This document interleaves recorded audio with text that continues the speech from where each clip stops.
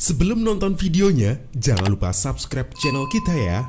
Lalu klik tombol lonceng, supaya tetap update video terbaru dari Evio Multimedia. Just relax and enjoy the video. Selamat menonton. Saya pernah di panel mengkaji dengan judul yang hampir mirip dengan hari ini. Bedanya berdua, saya aspek ayat-ayatnya, yang satu lagi dokter spesialis kandungan. Si dokter spesialis kandungan ini rupanya pernah seminar, dia tunjukkan ayat ini ke dokter Amerika, spesialis kandungan.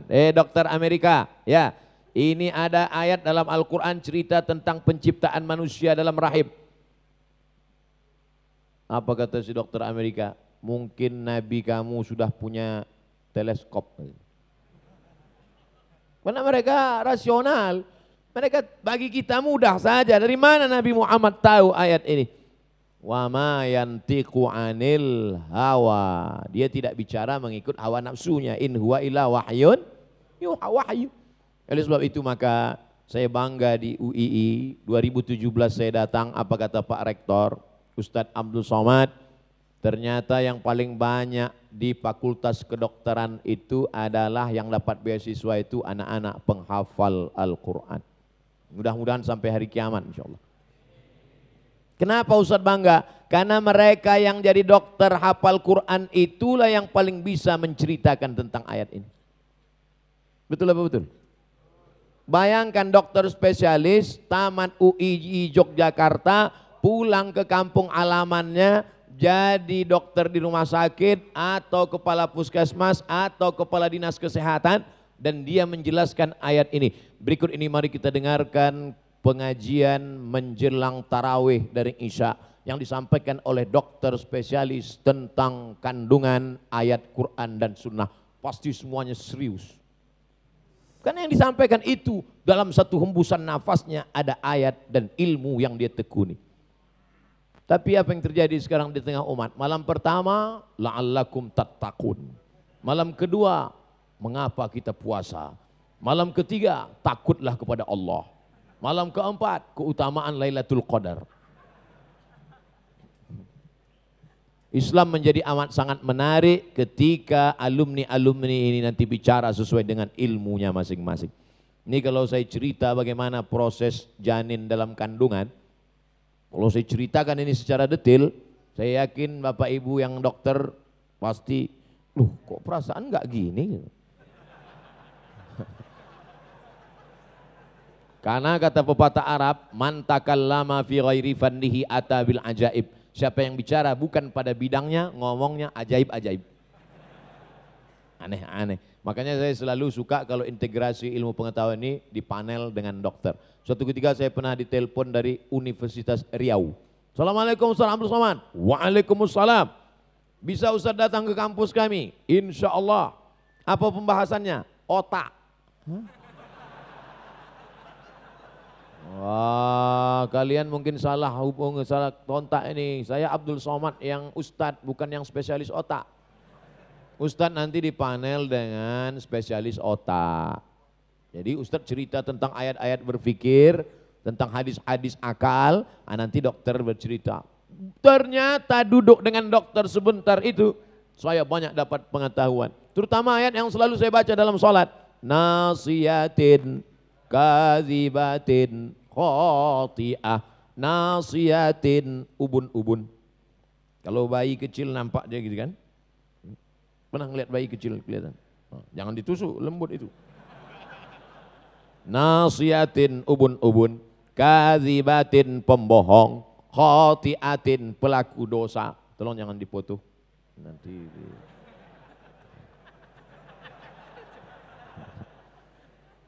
Ustadz Somad tahu kenapa ayat itu bunyinya ubun-ubun. Oh, kita nggak boleh tanya-tanya ayat Pak Dokter.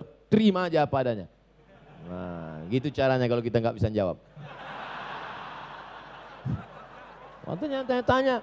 Ini ayat Al-Quran, jangan dilawan, masuk neraka nanti kita. Ustadz Somad, otak itu ada bagian depan, ada bagian kanan, ada bagian kiri, ada bagian belakang. Otak yang mikir itu bagian depan. Makanya Allah menyebut nasiyatin, bagian depan, kazibatin, pembohong. Jadi orang yang bohong, yang suka nyebar bohong, yang suka nyebar hoax, itu yang otak mikir yang depan. Tapi yang kebetulan rambutnya gugur jangan tersinggung. Bukan berarti dia mikir bohong, enggak. Ini saya luruskan. Barulah Ustadz Somad tahu nggak kenapa kepala ini 5 kali diusap sehari. Subuh diusap, zuhur diusap, asar diusap, maghrib diusap, isya diusap. Ternyata Ustadz Somad menurut ilmu kami spesialis otak, ini kepala kita ini di-scan secara automatically. Ada alatnya, ada softwarenya di dalam yang men-scan otak 5 kali. Masya Allah. Selesai acara wudhu kita pun berdoa, Allahumma ja'alni minat tawabin wa ja'alni minal mutatahhirin. Ternyata di luar dia dibersihkan, di dalam dia di-scan.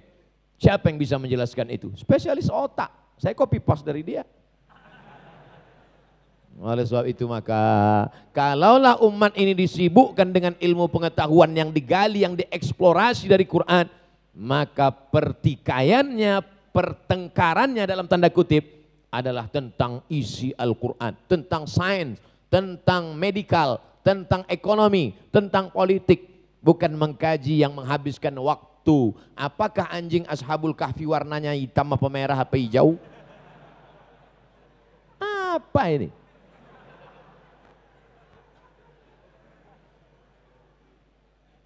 Mukjizat ilmiah. Ghulibatir Rom. Bangsa Romawi dikalahkan. Yang mengalahkan Romawi adalah Persia. Karena waktu itu ada 2 kutub. Kutub utara, kutub selatan, kutub timur, kutub barat. Siapa yang mengalahkan Romawi? Persia. Di mana lokasi peperangannya? Fi adnal ardi. Adna artinya dekat. Maka lihat terjemahan Quran Depak, Kementerian Agama. Di bumi terdekat.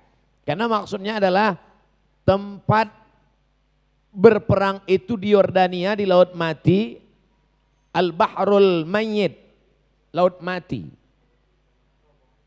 Dekat dari Mekah, fi adnal ardi, di bumi yang dekat. Saya ambil terjemahan, di negeri yang terdekat.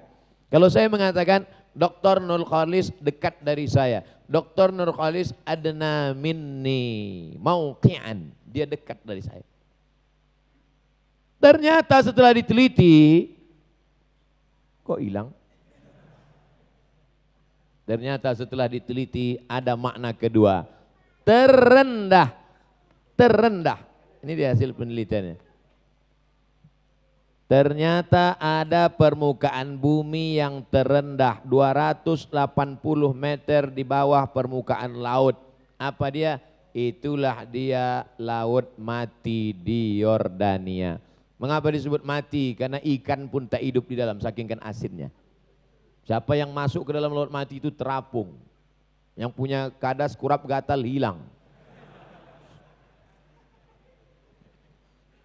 Dari mana Nabi Muhammad SAW yang tak bisa tulis baca itu tahu bahwa permukaan bumi yang terendah bukan di Yogyakarta, bukan di Riau, Sumatera, tapi justru di tempat lokasi perang Persia dan Romawi, diceritakan 1400 tahun yang lalu. Maka kalau diintegrasikan antara sains, ilmu pengetahuan dengan Al-Quran Islam, kalau orang Islam mendalami ilmu ini, akan keluar dari mulutnya berkata, ma khalaqta hadza batila, tidaklah yang kau ciptakan sia-sia, dan yakinlah pengetahuannya ini benar datang dari Allah. Yasin wal Qur'anil Hakim innaka Muhammad SAW laminal mursalin tanzilal azizir rahim. Turun dari Allah Subhanahu wa taala.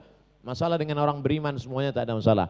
Tapi dengan orang yang tak percaya bahwa Quran ini datang dari Allah, orang yang tak percaya bahwa Muhammad SAW itu adalah utusan Allah, ini hanya bisa dijelaskan oleh orang yang melaksanakan integrated kurikulum, integrasi antara Islam dan ilmu pengetahuan. Wal jibala autada, gunung-gunung sebagai pasaknya. Dari dulu ayat ini kita baca. amma yatasaalun 'anil naba'il 'azim alladzi hum fihi mukhtalifun kalla saya'lamun alam naj'alil arda mihada. Bukankah telah kami jadikan bumi ini terhampar, wal jibala autada, bukit-bukit sebagai pasaknya. Ternyata yang bisa menjelaskan ini bukan Ustadz Abdul Somad. Siapa yang bisa menjelaskan nih? Tuh dia. Ternyata sepertiga bukit itu yang di atas. Bukit itu yang kita kelihatan besar itu sepertiganya yang di atas. Yang 2/3 tertanam di dalam. Itulah yang menyebabkan kenapa kerak bumi tidak bergeser. Kerak bumi tidak bergeser karena pakunya, pasaknya kuat. Tapi nanti sampai masanya gunung bukit itu akan terjabut. Wa takunul jibalu kal ihnil manfush. Ketika Gunung Bromo, Gunung Kidul, Gunung Merapi, Gunung Kelut, Gunung Sibaya, semua gunung-gunung itu nanti seperti bulu kambing yang ditiup angin. Kalau gunung-gunung itu seperti bulu kambing ditiup angin, lalu kita ini seperti apa waktu itu nanti? Dan ketika itu tercabut, maka kerak bumi bergoncang. Makanya ayat bercerita, wataran nasa sukara. Kau lihat manusia waktu itu seperti mabuk. Orang kalau jalan di atas mabuk. Wa mahum bisukara. Mereka bukan mabuk. Walakinna azaballahi syadid. Tapi azab Allah yang luar biasa. Yang bisa menjelaskan ini Ustadz Abdul Somad atau orang fakultas geologi. Orang geologi, tapi yang ngaji. Kalau enggak ngaji ya mabuk juga.